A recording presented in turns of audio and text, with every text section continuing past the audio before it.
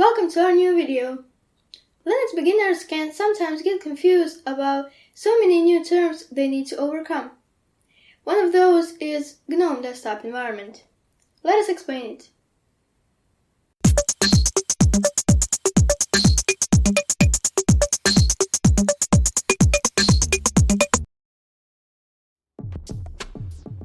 To keep our explanation as short and simple as possible, let's just say that a desktop environment is actually a set of programs running on top of a computer operating system with a graphical user interface.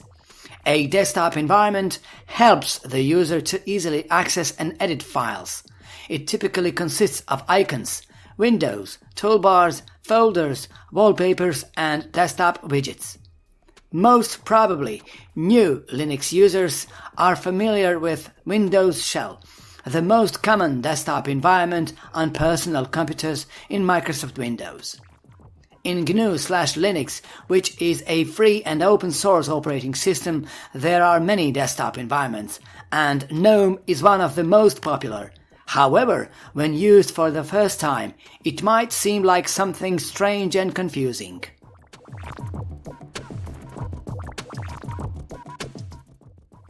GNOME is the default desktop environment in some of the most popular free and open source Linux-based operating systems, such as Fedora, Debian, and Ubuntu. The GNOME 40 series is the current one as of the time of recording the video. More precisely, it's GNOME 42 that is shipping with Fedora 36 or Ubuntu 22.04 long-term support release. Fedora offers the stock GNOME desktop environment and an excellent tour of the GNOME 42 as well. It's designed for users wishing to learn their way around. Basically, what beginner users need to know is that GNOME desktop environment does not behave as Windows Shell does. The desktop itself is not active by default. By pressing the super key, users can get an overview of open windows and apps. You can search for files, folders, or apps in GNOME's search box. Users can easily divide tasks by assigning apps in different workspaces. And if you happen to own a laptop, you will definitely make use of vertical and horizontal swipes on your touchpad. GNOME 42 introduces a new thing, and that is that now both App Launcher and workspaces are horizontal.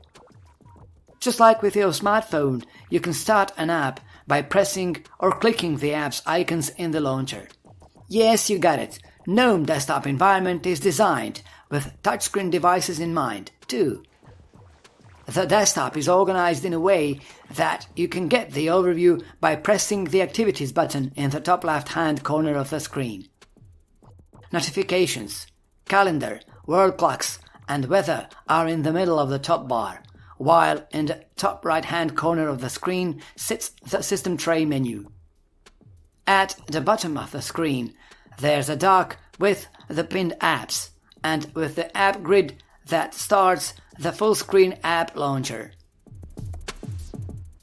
Some GNU/Linux distributions ship a somewhat modified GNOME desktop environment compared to Fedora, like Ubuntu for instance.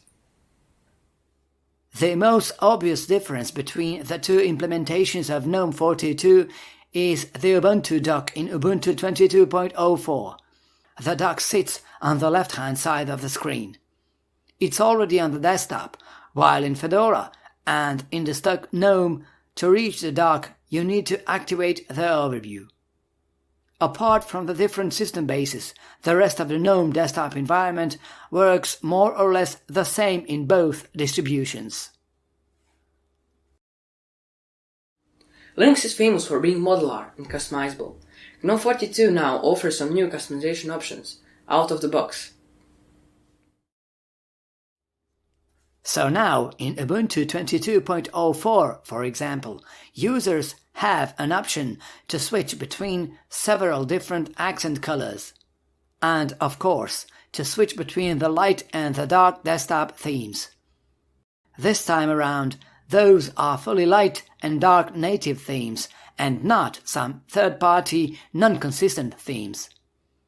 What's more, in Fedora 36, it's not only about an eye-pleasing dark theme, but the dark theme also even changes to its dark version of the desktop wallpaper. Speaking of the customization, in the Manjaro Linux version of GNOME, the distribution offers an in-house app for changing the layout and thus the workflow to a possibly more familiar one to users. Certain Linux distributions, some very popular included, still offer an older version of GNOME from the 3 series. One of them is Zorin OS, a very popular beginner-friendly Linux distribution.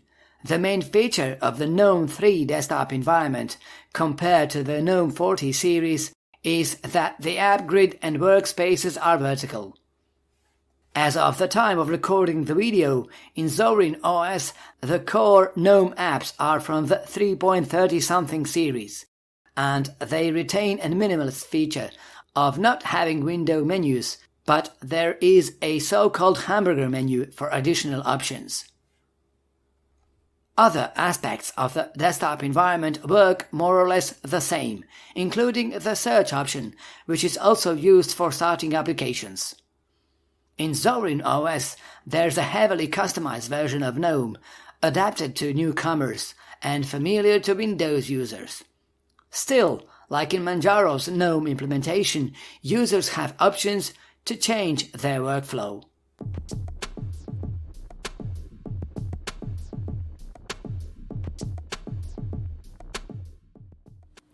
A little bit of history now. Some people didn't like the way GNOME 3 worked, so they forked it off. That's how we got some additional desktop environments. One of them is Cinnamon, a desktop environment derived from GNOME that kept the traditional desktop metaphor familiar to many users.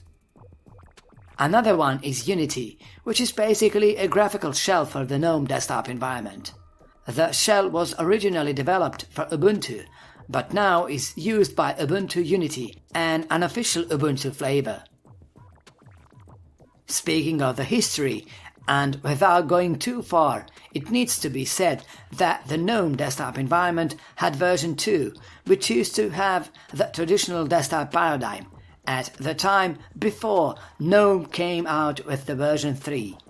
GNOME 2 is still kind of alive via its fork Mate desktop environment, which is still used by many popular Linux distributions.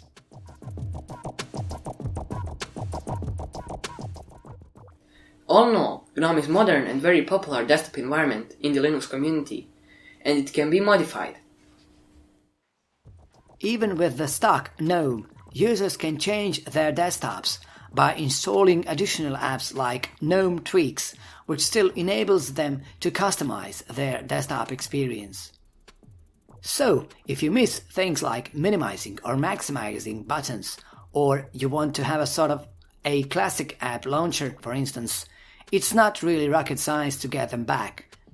All you need is to use GNOME extensions, and you can easily find instructions online on how to use them. Do you use GNOME desktop environment, or have you met it for the first time? What do you think about GNOME? Tell us in the comment section down below.